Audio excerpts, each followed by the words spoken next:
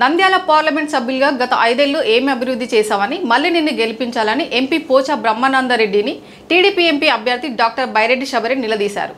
గురువారం Nandyal TDP MP అభ్యర్థిగా doctor Byreddy Sabari ఎన్నికల కార్యాలయంలో శబరి విలేకరుల సమావేశం నిర్వహించారు.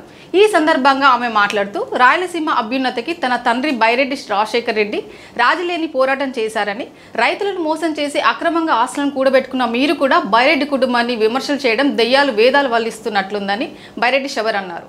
అభివృద్ధి సంక్షేమం రాష్ట్రానికి 2 కళ్ళ లాంటివని, వైసీపీ ప్రభుత్వం అభివృద్ధిని విస్మరించి నవరత్నాల పేరుతో జగన్మోహన్ రెడ్డి నవ మోసాలు చేశారని విమర్శించారు. పొలిటీషియన్స్ అంటే ఏంటి ఎంపీ గారి మనసులో? అవుట్డేటెడ్ అంటే దోచుకోవడము దాచుకోవడము అప్డేటెడా? ప్రజాసేవ చేసే వాళ్ళు ఈ రోజు అవుట్డేటెడ్ అయిపోయినారా? లేదంటే ప్రజా సమస్యల పైన ప్రజల వెంట ఉంటే అవుట్డేటెడ్, ఈయనలాగా కనపడకుండా అడ్రస్ లేకుండా అసలు పోచా బ్రహ్మానందరెడ్డి గారు ఎట్లా ఉంటారో తెలియదు. మన నంద్యాల పార్లమెంట్ కి 5 సంవత్సరాల క్రితము ఆయన కనపడలే, ప్రచారం చేయలే.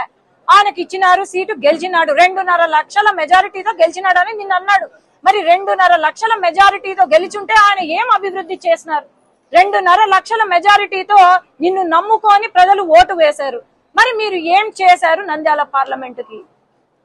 మీరు అవుట్డేటెడ్ అప్డేటెడ్ గురించి మాట్లాడొద్దండి. ఎవరు అవుట్డేటెడ్? రౌడీజం చేస్తే అప్డేటెడా? ఈరోజు ఏం మీసాలు తిప్పుకుంటా కూర్చుంటే అప్డేటెడా? ఆ మీసాలనే పెరగడానికి నేను వచ్చిన. ఎవరు అప్డేటెడ్ ఎవరు అవుట్డేటెడ్ అనేది ఇంకో 10 నెలలో తెలిసిపోతుంది.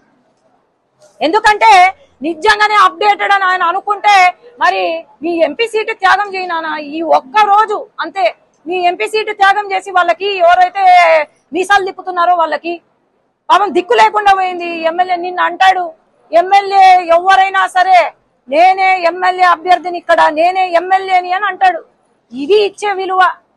పాపం సుధీర్ గారికి చెప్పండి, ఆయన పరిస్థితి కూడా పాత ఎమ్మెల్యే ఆర్తూర్ గారు చొక్కా విప్పి తన్నినాడు ఒక దళిత ఎమ్మెల్యేని. అదే పరిస్థితి ఆయనకు కూడా రాబోతుంది. ఇప్పుడే గుర్తించి పాపము ఆయన వెనక్కి పోతే, కడపకు పోతే బాగుంటుంది. ఎందుకంటే ఇది రౌడీల రాజ్యము. గెలవరు కానీ ఈ 10 రోజుల్లో చుక్కలు చూపిస్తాడు అంతే నేను చెప్పేది.